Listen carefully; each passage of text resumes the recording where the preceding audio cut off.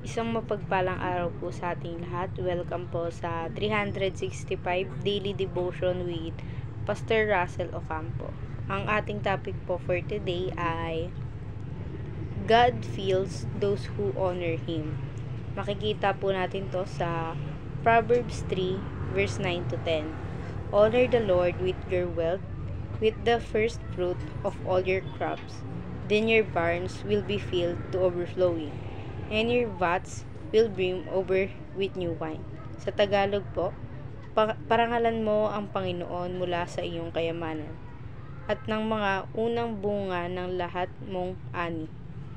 Sa gayoy, mapupuno ng sagana ang iyong imbakan, at aapaw ng bagong alak ang iyong sisidlan.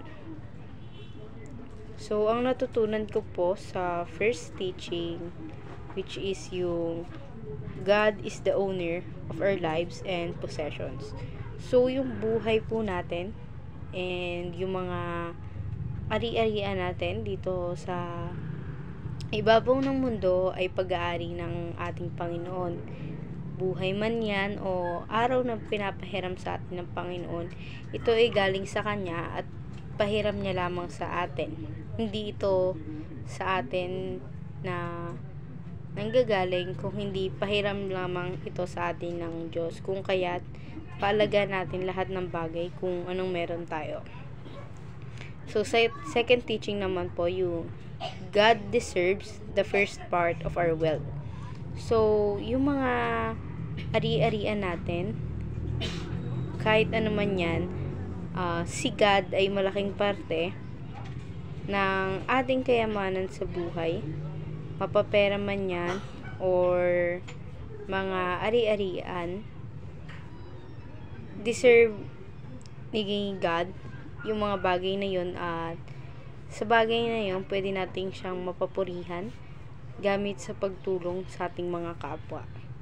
So, sa third teaching naman po, yung God fills us with overflowing blessing. So, si God, hindi niya hinahayaan yung mga anak niya na mawalan, kundi bagkus ay binibigyan niya tayo ng kasaganahang blessing sa ating buhay. Good blessings man, or yung mga nakakamit nating material things, isa to sa good blessings na binibigay sa atin ni God, and super laking bagay na binibigyan tayo ni God ng blessings araw-araw. So, sa application naman po, yung first application, which is honor the Lord with your wealth. So, yung kayamanan natin, hindi natin siya kailangan ipang sarili na may ibang mayayaman na sa tingin nila, yung pera nila ay kinayaman nila yung dahil sa sarili nila, which is super mali nung paniniwala nila, dahil alam natin na tinutulungan tayo ni Lord upang makuha lahat ng bagay na meron tayo sa mundong ito. So, dapat natin siya i-honor sa mga blessings na ibinibigay niya. Sa second application naman po, yung empty ourselves of love of possession. So, kung may kayamanan man tayo, hindi tayo dapat maging sakim, kung bagkus ay ipalaganap natin yung kabutihan ng Diyos gamit yung mga bagay na meron tayo na mas makakatulong tayo sa tao, na hindi porket mayaman ka, sa'yo na yon. Mali yung ganong paniniwala na yung kayamanan mo isayo, which is dapat yung paniniwalang yung baguhin mo, dahil ang kayamanan na meron tayo ay kayamanan ng Diyos. Pahiram to lang to sa atin at hindi natin ito pagmamayari. So, sa third application naman po, yung let God us feel according to His generosity. So, hindi natin kailangan humiling kay Lord ng sobrang matayog na kailangan natin ng mas yumaman. Bagkus ay hayaan natin na si God yung magbigay sa atin ng ibibigay niya sa ating blessing, dahil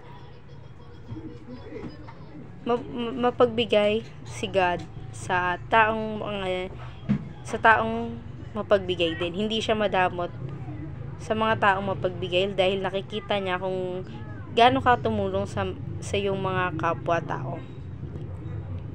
So, sa discussion naman po, yung how can you practically honor the Lord with your wealth?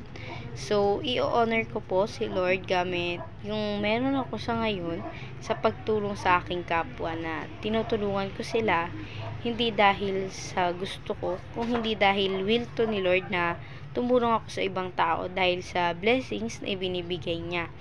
At patuloy pa rin akong pagbibigyan ni Lord ng blessing sa bukal na puso sa pagtulong ko sa ibang tao. Ayun lamang po for today at maraming salamat po.